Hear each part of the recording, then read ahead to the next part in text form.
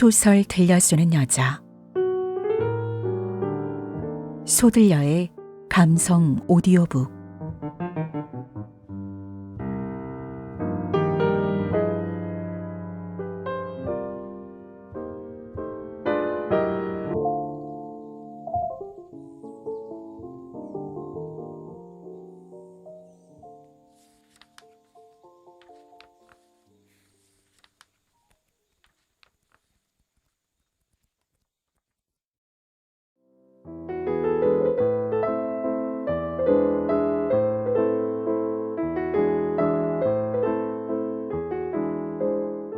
인간 실격.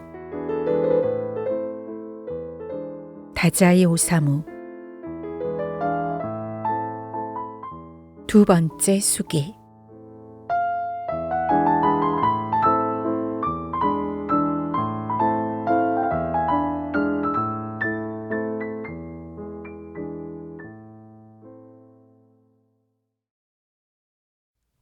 그즈음 저에게 호의를 보이던 여자 3명이 있었습니다. 한 명은 하숙집인 세뉴칸의 딸이었습니다. 이 아가씨는 제가 그 운동 때문에 이리 뛰고 저리 뛰다 파김치가 되어 돌아와서 밥 한 술 못 든 채 잠자리에 들려 하면 꼭 편지지와 만년필을 갖고 제 방에 찾아와서는 죄송해요. 밑에서는 동생들이 워낙 떠들어대서 마음 놓고 편지 한 장 쓸 수가 없어서요. 하며 제 책상 앞에 앉아 1시간도 넘게 편지를 씁니다. 저도 참 그런 게 그러거나 말거나 모른 척 자면 될 것을, 아무래도 이 아가씨가 제 이야기를 듣고 싶어하는 눈치를 차마 외면하지 못하고는 예의 그 수동적인 봉사정신을 발휘해 정말이지 단 한마디도 하고 싶지 않은 기분인데도 지쳐 축 늘어진 몸에 기압을 넣고는 바닥에 배를 깔고 엎드린 채 담배를 태우며 이야기를 시작합니다. 여자한테 받은 연애 편지로 물을 데워서 목욕을 한 남자가 있다더군요. 어머, 너무해. 당신이죠? 우유를 데워 마신 적은 있죠. 영광이네요. 이 여자 얼른 안 내려가나 편지라니 그 속을 누가 모를 줄 알고 보나마나 낙서나 하고 있을 테면서 말이죠. 어디 좀 보여줘봐요. 죽어도 보고 싶지 않지만 예의상 그리 말하면 어머, 싫어요. 싫다니까요. 하면서 좋아하는 꼴이 얼마나 볼썽 사나운지 없는 정도 더 떨어질 판입니다. 저는 심부름이나 시키자고 꾀를 냅니다. 미안하지만 전찻길 약국에 가서 칼모틴 좀 사다 줄래요? 너무 피곤하니 얼굴도 화끈거리고 오히려 잠이 안 오네요. 미안해요. 돈은... 됐어요, 돈은. 좋다고 일어섭니다. 심부름을 시키는 것은 결코 여자를 실망시키는 게 아닙니다. 여자들은 남자에게 부탁을 받으면 오히려 기뻐한다는 것을 저는 잘 알고 있었습니다. 또 한 사람은 여자 고등사범학교의 문과생으로 소위 동지였습니다. 이 사람과는 그 운동 때문에 좋건 싫건 날마다 얼굴을 마주해야 했습니다. 회의가 끝난 뒤에도 이 여자는 종일 제 뒤를 졸졸 따라다니며 뭘 그렇게 자꾸 사주는 겁니다. 날 친누나라고 생각해. 그렇게 생각하고 있어요. 그 가증스러운 말에 소름이 돋았지만 우스워린 웃음을 지으며 대답합니다. 어쨌거나 이 여자를 화나게 하면 무서우니 어떻게든 어물어물 잘 지내야 한다는 일념 하나로 저는 그 추하고 지긋지긋한 여자에게 봉사하고 그 여자가 뭔가를 사주면 그 사주는 물건들이라는 게 하나같이 취향이 촌스러워서 대부분 받으면 바로 꼬치구이집 영감이나 다른 사람들에게 줘버렸습니다. 어느 여름밤 도대체가 떨어질 생각을 하지 않기에 어둑한 골목에서 제발 돌아가달라는 심정으로 키스를 했더니 한심하게도 미칠 듯 흥분해서는 자동차를 불러 그 사람들이 운동을 위해 비밀리에 빌려놓은 빌딩 사무실 같은 좁은 방에 데리고 가 아침까지 아주 난리법석을 피우는 엉뚱한 결과가 되었습니다. 참 기가 막힌 누님이구나 싶어 전 그저 쓴웃음만 지었습니다.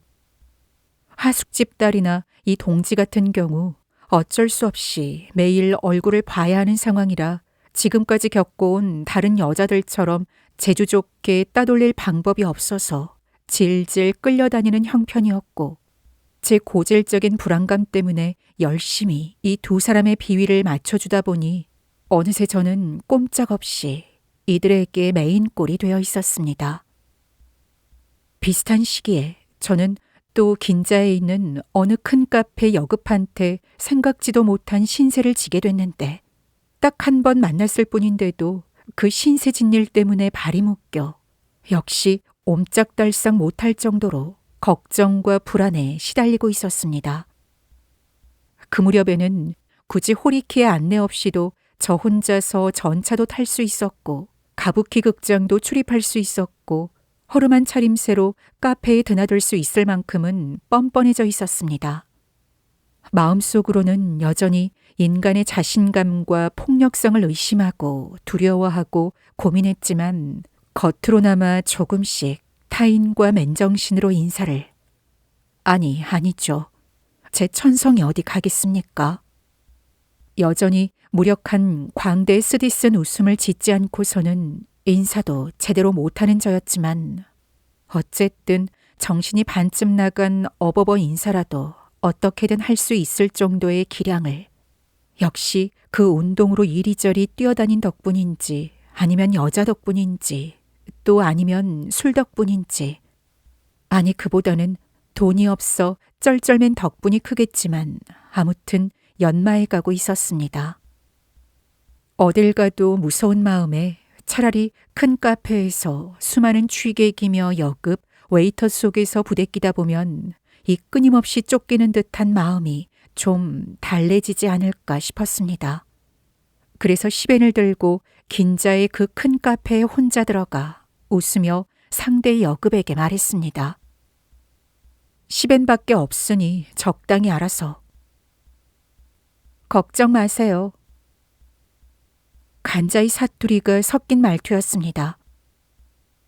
그런데 그 한마디가 희한하게도 두려움에 떨고 있는 제 마음을 차분히 가라앉게 해줬습니다. 아니, 돈 걱정이 사라졌기 때문이 아닙니다. 그 사람의 곁에 있으면 걱정 따위 필요 없다는 기분이 들었습니다. 저는 술을 마셨습니다. 그 사람이 곁에 있으면 마음이 놓였기 때문에 광대 연기 따위 할 생각도 들지 않아서 그저 원래 생긴 대로 과묵하고 음침한 면을 숨김없이 보여주며 말없이 술을 마셨습니다. 이런 거 좋아해요? 여자는 갖가지 요리를 제 앞에 줄줄이 내놨습니다. 저는 고개를 저었습니다. 술만 마시게요. 저도 한 잔 줘요.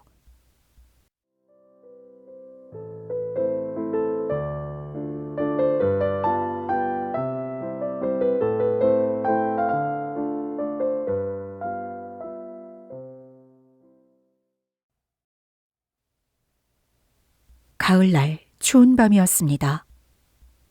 저는 스네코라고 했던 것 같은데 기억이 희미해져 확실하지 않습니다. 저는 동반 자살을 하려 했던 상대 이름조차 잊어버린 한심한 놈입니다. 스네코가 일러준 대로 긴자 뒷골목의 한 노점 초밥집에서 맛이라고 넘는 초밥을 먹으며 훗날 전차 같은 데서 본 얼굴인데, 그 사람의 이름은 잊어버려도 그때 먹은 초밥이 맛없었음은 웬일인지 똑똑히 기억에 남아 있습니다. 그리고 얼굴이 구렁이같이 생긴 까까머리 아저씨가 고개를 흔들흔들하며 무슨 달인이라도 되는 양 초밥을 만들던 모습도 눈앞에서 보듯 선명히 떠오릅니다. 훗날 전차 같은 데서 본 얼굴인데 하며 이리저리 생각하다. 맞다. 그때 그 초밥집 아저씨랑 닮았네 하며 쓴웃음을 지은 적도 여러 번 있습니다. 그 사람의 이름도 얼굴이 어떻게 생겼는지도 기억에서 사라진 지금, 그 초밥집 아저씨의 얼굴만은 오히려 그림으로 그릴 수 있을 정도로 또렷하게 기억하고 있다니. 그때 먹은 초밥이 어지간히 맛이 없어 제게 한기와 고통을 안겨줬나 봅니다. 하기야 저는 누가 맛있는 집이라고 데리고 간 초밥집에서 초밥을 먹고 맛있다고 느낀 적이 한 번도 없습니다. 너무 커요. 엄지손가락 크기로 좀 야무지게 뭉치면 좋겠다고 항상 생각합니다. 그 사람을 기다리고 있었습니다. 그 사람은 혼조의 목수집 2층에 새들어 살고 있었습니다. 저는 그 2층에서 평소에 제 음울한 심리를 전혀 감추지 않고 심각한 치통에 시달리는 듯 한 손을 뺨에 댄 채 차를 마셨습니다. 그런 제 모습이 오히려 그 사람은 마음에 든 모양입니다. 그 사람 역시 늦가을 찬바람이 불고 낙엽만이 미친 듯 춤추는 그런 고독한 느낌을 온몸에 휘감고 있는 여자였습니다. 그 사람이 저보다 2살 연상이며 고향은 히로시마라는 것을 알았습니다. 남편이 있어요. 히로시마에서 이발소를 하다가 작년 봄에 같이 가출해서 도쿄로 도망쳐 왔는데 남편은 여기서 제대로 된 일이라곤 못하고 사기죄로 형무소에 잡혀갔어요. 이것저것 챙겨서 넣어주느라 매일 형무소에 찾아갔는데 내일부터는 그만두려고요. 이런 이야기까지 해줬습니다만 전 어떻게 된 일인지 여자들의 신세 한탄에는 도무지 흥미를 느끼지 못하는 성격입니다. 여자들의 이야기하는 방식이 서툴러서 그런지, 그러니까 이야기의 초점을 제대로 잡지 못해서 그런지 무슨 이야기를 하건 제 귀에는 그저 마이동풍이었습니다. 외롭다. 여자들의 천마디 신세한탄보다 그 한마디 중얼거림에 저는 공감할 것이라 기대도 해봤건만 이 세상 여자들의 입에서 그 말이 나오는 것을 끝내 단 한 번도 들어보지 못했다는 사실이 기괴하고도 불가사의하게 느껴집니다. 하지만 그 사람은 입으로는 외롭다고 말하지 않았고 대신 지독한 외로움을 몸 외곽에 한 폭의 기류처럼 뿜어내고 있어서 그 사람 곁에 다가가면 제 몸도 그 기류에 휩싸여 제가 가진 뾰족뾰족 가시돋친 우물함의 기류와 궁합 좋게 녹아들어 물속 바위 위에 내려앉은 가랑잎처럼 제 몸은 공포와 불안감에서 벗어날 수 있었습니다.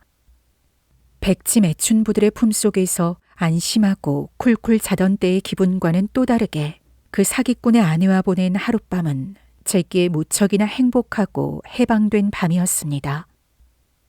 이런 가당찮은 단어를 아무런 망설임 없이 인정하고 사용하는 일은 이 수기를 통틀어 다시는 없을 겁니다. 하지만 단 하룻밤이었습니다. 아침에 눈을 뜨고 벌떡 일어났을 때 저는 본래의 경박하고 위장에 능한 광대로 돌아와 있었습니다. 겁쟁이는 행복마저도 두려워하는 법입니다. 소매도 상처를 입습니다. 행복이 상처를 입는 경우도 있는 겁니다.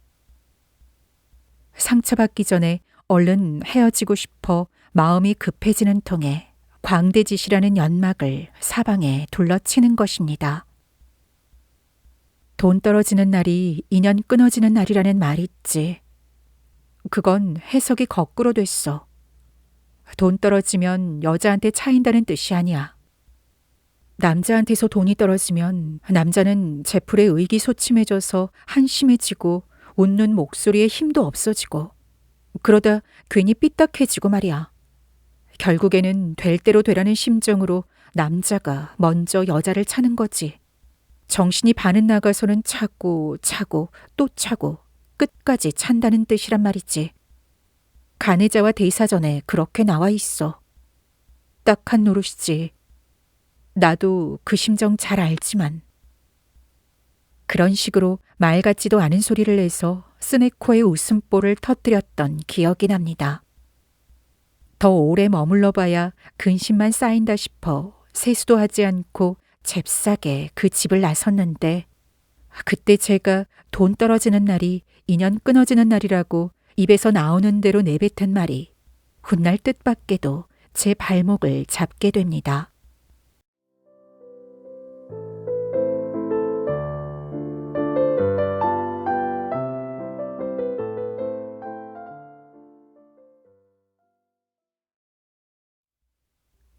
그 뒤로 한 달, 저는 그날 밤에 은인과는 만나지 않았습니다. 헤어지고 날이 지날수록 기쁨은 희미해지면서 덧없는 순간의 은혜가 도리어 부담이 되어 제풀에 자신에게 굴레를 뒤집어 씌우게 됐습니다. 카페에서 술값을 계산할 때 모조리 스네코한테 떠안겼던 세속적인 일까지 슬슬 마음에 걸리기 시작하면서 스네코도 하숙집 딸이나 그 여자 고등사범학교 학생과 하나 다를 것 없는 저를 위협하는 여자일 뿐이라는 생각이 들어 멀리 떨어져 있으면서도 줄곧 스네코가 두려워 벌벌 떨었습니다. 더군다나 저는 함께 잔 적에 있는 여자를 다시 만나면 벼랑간 불같이 화를 낼 것만 같아 만나기를 극도로 꺼리는 성격이다 보니 갈수록 긴자를 멀리하게 되었습니다.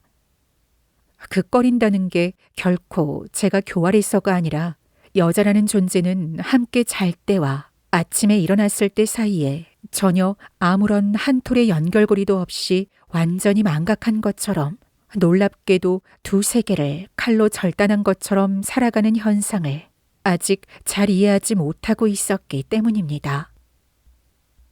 11월 말 저는 호리키와 간다이 노점에서 싸구려 술을 마셨는데 이 원수 같은 친구는 그 노점을 나선 뒤에도 다시 2차를 가자고 우겼습니다. 우리는 이미 호주머니를 탈탈 털어 써버렸는데도 자꾸만 마시자고 조르는 겁니다. 그때 저는 취해서 대담해져 있었던 것 같습니다. 알았어. 그럼 내가 꿈나라로 안내해주지. 놀라지 마. 주지용님이라고. 카페야? 가자. 이렇게 해서 우리 두 사람은 전차를 탔고 호리키는 신바람이 나서 떠들어댔습니다. 아, 오늘 밤은 여자가 몹시 고프구나. 여급한테 키스해도 되겠냐? 호리키가 그런 추태를 부리는 것을 저는 평소부터 달갑게 여기지 않았습니다. 호리키도 그걸 잘 알기에 미리 다짐을 받은 것입니다. 들었지? 키스할 거야. 내 옆에 앉는 여급한테 무슨 일이 있어도 키스할 테니까. 알아들었어? 마음대로 해. 이런 고마울 때가. 긴자 4번가에서 내려 소위 주지용님이라는 그 큰 카페에 스네코 하나만을 믿고 모일푼으로 들어가서 빈자리를 찾아 호리키와 마주 앉았습니다. 엉덩이를 붙이기가 무섭게 스네코와 또 한 명의 여급이 달려와서는 그 또 한 명의 여급이 제 옆에, 스네코는 호리키 옆에 떡하니 앉기에 저는 순간 얼어붙었습니다. 스네코는 곧 키스를 당하겠구나. 섭섭했던 것은 아닙니다. 저는 애초에 소유욕이라는 게 희박했고 행여나 살짝 섭섭한 마음이 들었다 해도 소유권을 당당히 주장하며 상대와 싸울 기력 따위는 없었습니다. 저는 인간들의 옥신각신하는 데는 될 수 있으면 끼어들고 싶지 않았습니다. 그 소용돌이에 휘말리는 게 무서웠습니다. 스네코와 저는 고작 단 하룻밤을 보낸 관계입니다. 스네코는 제 것이 아닙니다. 섭섭하다느니 하는 주제넘은 욕심 따위 제게 있을 리 없습니다. 그래도 저는 얼어붙었습니다. 제 눈앞에서 호리키의 뜨거운 키스 세례를 받아야 하는 스네코의 처지가 가여웠기 때문입니다. 호리키한테 더럽혀진 스네코는 나와 헤어지겠지. 더구나 나한텐 스네코를 붙잡을 만한 적극적인 열정도 없어. 아, 이제 여기서 끝이구나. 그렇게 스네코의 불행에 한순간 얼어붙긴 했지만 다음 순간 저는 흐르는 물처럼 순순히 포기한 채 호리키와 스네코의 얼굴을 번갈아 보며 실실 웃었습니다. 하지만 사태는 정말이지 뜻밖에도 더 나쁜 방향으로 전개되었습니다. 못하겠다. 호리키는 입술을 일그러뜨리며 그렇게 입을 열었습니다. 아무리 굶었다지만 이런 궁상스런 여자하고는. 딱 질색이라는 듯 팔짱을 낀 채 스네코를 빤히 보며 쓴웃음을 짓는 것이었습니다. 술 좀 줘. 돈은 없어. 저는 작은 목소리로 스네코에게 말했습니다. 아주 그냥 술독에 빠져버리고 싶은 심정이었습니다. 소위 속물들의 눈에 스네코는 술주정뱅이한테도 키스받을 가치가 없는 초라하고 궁상스런 여자였던 겁니다. 저에게는 너무도 뜻밖이고 예상치도 못했던 청천벽력과도 같은 소리였습니다. 저는 생애 처음이라 해도 좋을 만큼 술을 들이붓고 또 들이부어 고주망태가 돼서는 스네코와 얼굴을 마주한 채 서글픈 웃음을 나누었습니다. 아닌 게 아니라 가만 보니 이 친구 참 피곤에 절어 있는 데다 궁상스럽기 짝이 없는 여자네 싶은 생각도 들면서 동시에 돈 없는 자들 간에 느껴지는 친화감, 빈부의 불안은 진부한 것 같아도 역시 드라마의 영원한 주제 중 하나라고 이제서야 저는 생각합니다. 그 친화감이 가슴에 북받쳐 오르면서 스네코가 사랑스러워지는 게 난생 처음으로 제 쪽에서 적극적으로 미약하나마 사랑의 감정이 꿈틀대는 것을 자각했습니다. 토했습니다. 인사불성이 되었습니다. 술을 마시고 이렇게 정신을 잃을 정도로 취한 것도 이때가 처음이었습니다. 눈을 뜨니 머리맡에 스네코가 앉아 있었습니다. 혼조의 목수집 2층에서 자고 있었던 겁니다. 돈 떨어지는 날이 인연 끊어지는 날이라는 둥 하기에 농담인가 했더니 진심이었던 거네요. 어쩜 그리 발길을 딱 끊을 수가 있는지. 인연 끊는 것도 참 까다롭네요. 돈은 내가 벌면 안 되는 건가? 그 말을 끝으로 여자도 잠이 들었습니다.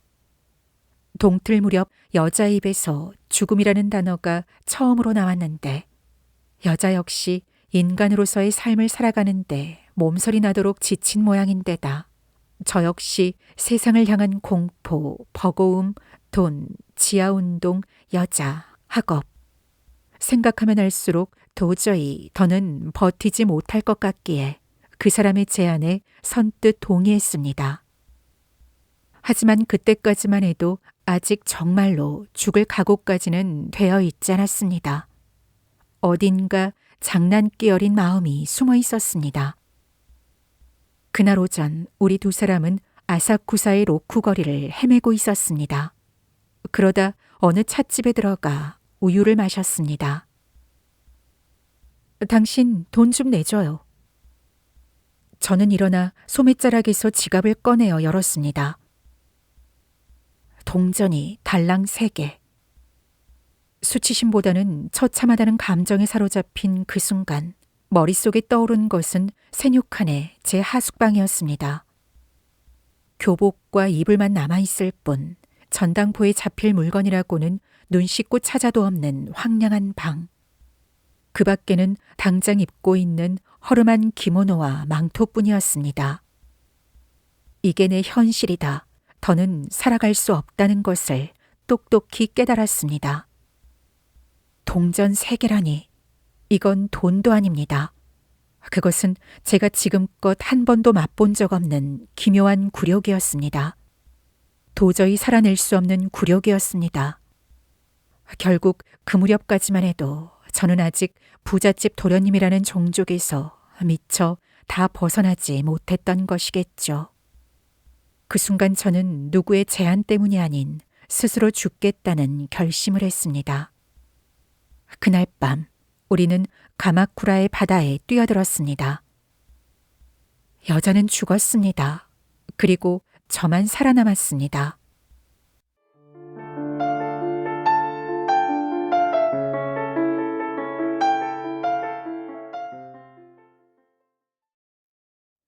제가 고등학교 학생인데다 아버지의 명성도 있어 어느 정도 기사거리가 될 만했는지 신문에서 제법 큰 문제로 다루었던 모양입니다.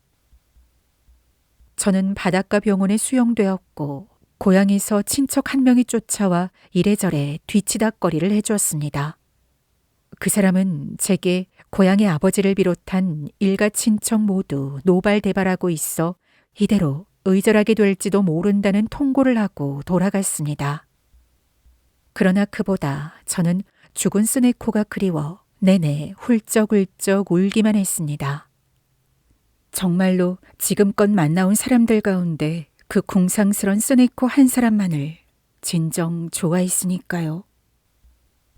그 병원에서 제 왼쪽 배에 이상이 있다는 사실이 발견됐는데 이 덕분에 저는 자살 방조죄라는 죄명으로 병원에서 경찰로 끌려가긴 했어도 환자 취급을 받아 특별히 보호실에 수용되었습니다. 깊은 밤 보호실 옆의 숙직실에서 불침범을 서던 나이든 순경이 문을 살짝 열더니 이봐 하고 저에게 말을 걸었습니다. 춥지? 이쪽으로 와서 불 좀 쬐지 그래. 저는 일부러 풀 죽은 어린 양처럼 얌전히 숙직실로 들어가서 의자에 앉아 화롯불에 몸을 쬐었습니다. 아무래도 죽은 여자가 그립겠지. 예. 일부러 기어들어가는 모기 목소리로 대답했습니다. 그게 사람의 정이라는 거야. 그는 점점 더 대담해져 갔습니다. 처음 여자와 관계를 맺은 게 어디지? 무슨 재판관이라도 되는 양 거만하게 물었습니다. 그는 저를 어린애라고 얕잡아보고 무료한 가을밤에 심심풀이 삼아 마치 자신이 취조 담당 형사라도 되는 것처럼 제게서 음담패설을 끌어내려는 속셈인 모양이었습니다. 그 시커먼 속내를 곧바로 알아챈 저는 터져나오는 웃음을 참느라 고생했습니다.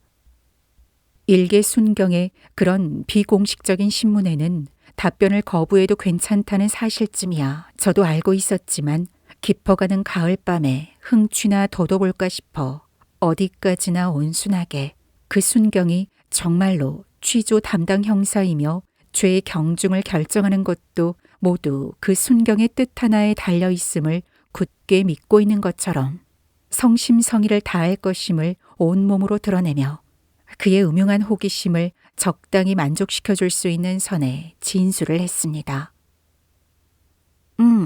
대충 가닥이 잡히는군. 이렇게 솔직하게 털어놓으면 우리도 그 부분은 다 참작을 해주니까 말이야. 고맙습니다. 잘 부탁드립니다. 거의 신들린 연기였습니다. 그리고 저에게는 무엇 하나 득될 것이 없는 열연이었습니다. 날이 밝자 저는 서장에게 불려갔습니다. 이번에는 정식 취조입니다. 문을 열고 서장실에 들어서는 순간 이런 말이 날아들었습니다. 오, 잘생긴 친구로군. 자네가 무슨 잘못이 있겠나. 이렇게 잘생긴 아들을 낳은 자네 어머님이 나쁘지. 피부가 거무스름한 아마도 대학까지 졸업했을 것으로 보이는 젊은 서장이었습니다. 느닷없이 그런 말을 듣자 저는 마치 제 얼굴 반쪽이 붉은 반점으로 뒤덮인 듯한 흉한 불구자라도 된 듯한 비참한 기분이 들었습니다. 신문이 끝나자 서장은 검사국에 보낼 서류를 작성하면서 말했습니다. 몸부터 챙겨야겠어. 각혈을 한다고? 그날 아침부터 이상하게 기침이 자주 나와서 기침을 할 때마다 손수건으로 입을 막았는데 손수건에 벌건 쌀락눈이라도 내린 것처럼 피가 묻어 있었습니다. 그런데 그건 목에서 나온 피가 아니라 귀 밑에 생긴 종기를 간밤에 조물락거리는 바람에 거기서 나온 피였습니다. 하지만 그런 이야기는 털어놓지 않는 게 좋겠다는 생각이 퍼뜩 들어서 예 하고 눈을 내리깔며 얌전히 대답해뒀습니다. 서류 작성을 끝낸 서장이 말했습니다. 기소가 될지 어떨지는 검사 소관이고 자네 신병 인수인한테 전보든 전화든 해서 오늘 요코하마 검사국으로 와달라고 하는 게 좋겠어. 올 사람 있지? 자네 보호자라든가 보증인.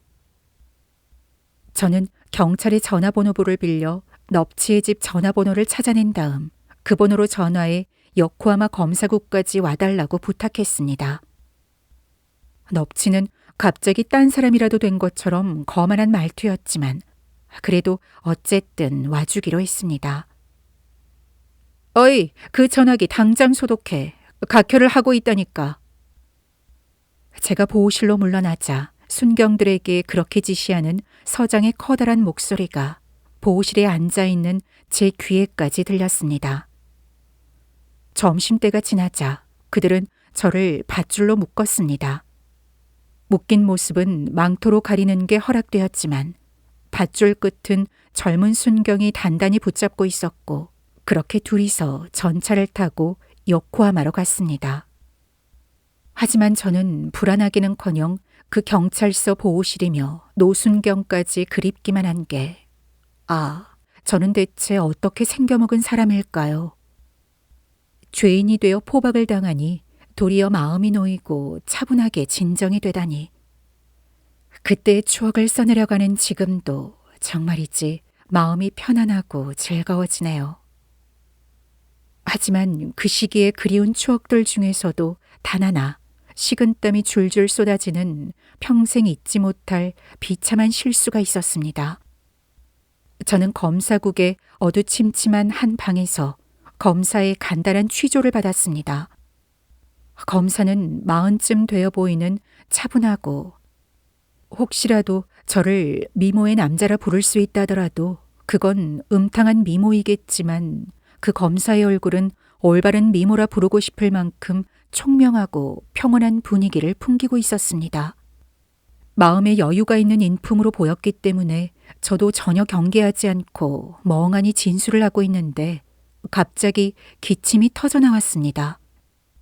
소매자락이 손수건을 꺼내든 채 눈에 얼핏 그 핏자국이 보이자 이 기침도 뭔가 보탬이 되지 않을까 하는 비열한 잔꾀가 발동되어 콜록콜록하며 과장된 가짜 기침을 2번 더한 다음 손수건으로 입을 가린 채 검사의 얼굴을 흘끗 쳐다본 그 순간이었습니다.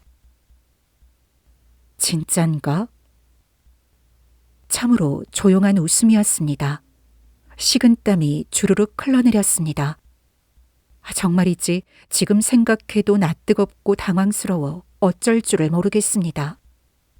중학교 때 그 바보 다케이치가 일부러 그랬지 하며 등을 쿡 찔렀을 때 지옥불로 굴러떨어지는 심정이었는데 그보다 더한 충격이었습니다. 그 두 일화가 제 생에서 가장 크게 연기에 실패한 2번의 기록입니다. 검사에게 그런 조용한 치욕을 당하느니 차라리 10년형을 언도받는 게 나았다고 지금까지도 가끔 생각할 정도입니다. 저는 기소유예 처분을 받았습니다. 하지만 기쁘기는커녕 처참한 심경으로 검사국 대기실 벤치에 앉아 신병 인수인인 넙치가 오기를 기다리고 있었습니다. 등 뒤에 높다란 창문 밖에는 노을진 하늘이 펼쳐져 있었고 갈매기 한 무리가 여라는 글자를 그리며 날고 있었습니다.